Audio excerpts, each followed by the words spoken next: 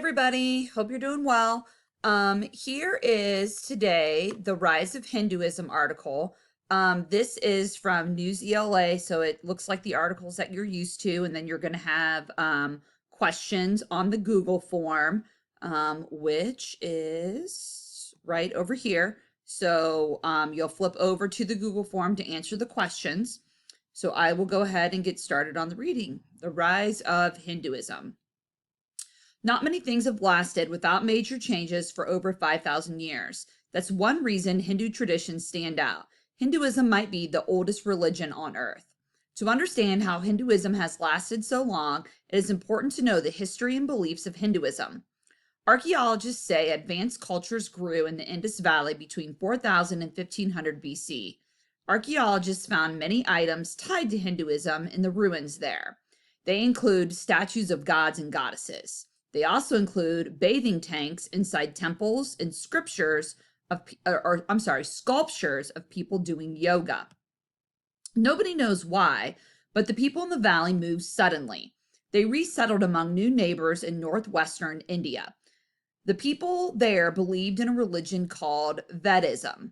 Scholars think the beliefs of these two peoples combined. When they did, they started Hinduism. A code defined by behaviors. Hinduism is different from other religions for several reasons.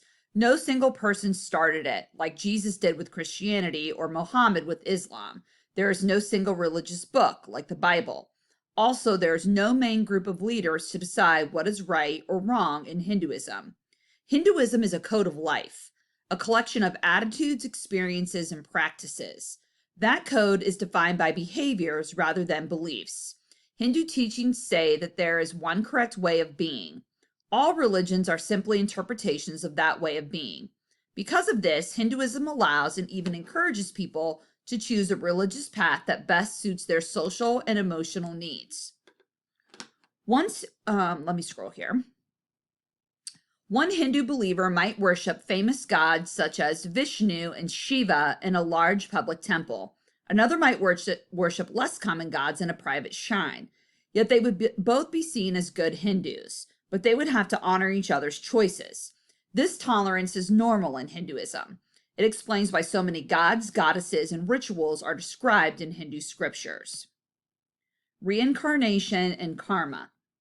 Hindus believe and practice many different things, but several traditions bind them together. Many of these beliefs were written down in a set of scriptures around 1300 BC, known as the Vedas. It is believed that the Vedas are eternal truths written by holy seers. The Vedas say time and life move in a cycle, almost like in a circle. After death, one soul leaves the body. Then it is reborn or reincarnated. The soul returns to earth and enters a new body. It could enter the body of a person, animal, or even a plant. This constant cycle of birth and rebirth is known as samsara.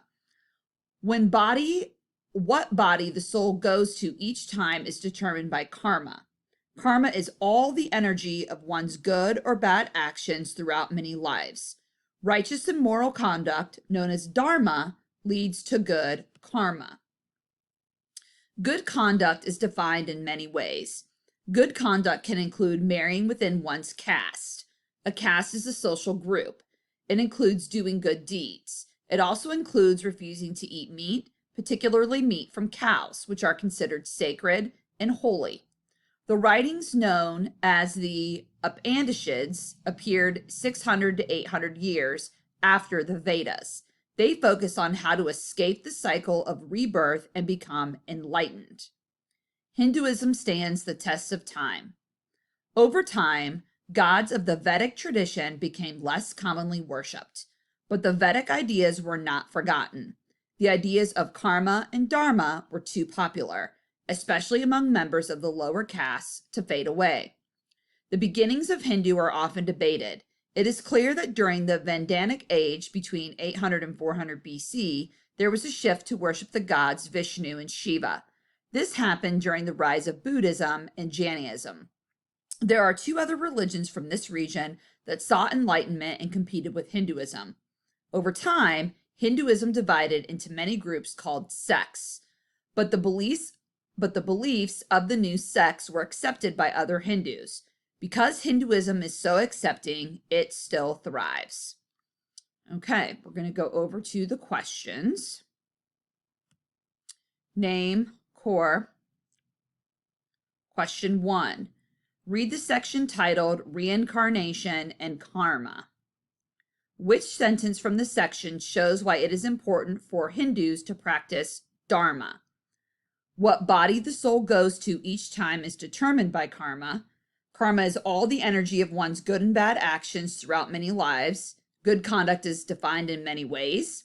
They focus on how the cycle of rebirth and become enlightened. Question number 2. Which paragraph from the section, A Code Defined by Behaviors, shows that Hinduism is a very unique religion? Paragraph 4, paragraph 5, paragraph 6, or paragraph 7? Question number 3. Read the article's introductions, paragraphs 1 through 3, and the final selection. What is the connection between these two sections? Okay, as you can see here, guys, these questions cut off. I'm going to flip back over to the article. I think the questions maybe follow the article, maybe not. Okay, so these are going to cut off. So hopefully you can see the whole question because I cannot. What is the connection between these two sections? The introduction explains how the Vedic tradition began in the Indus Valley, and the final section explains how. 2, the introduction argues that Hinduism is the oldest religion that has lasted without major changes, and the introduction argues that Hinduism stands out because it includes many different gods and goddesses. The introduction explains how Hinduism began by combining different religions, and the final section explains. Question 4. Read the selection from the section, A Code Defined by Behaviors. Hinduism is a code of life, a collection of attitudes, experiences, and practices. That code is defined by behaviors rather than beliefs. Hindu teachings say there is one correct way of being. All religions are simply interpretations of that way of being.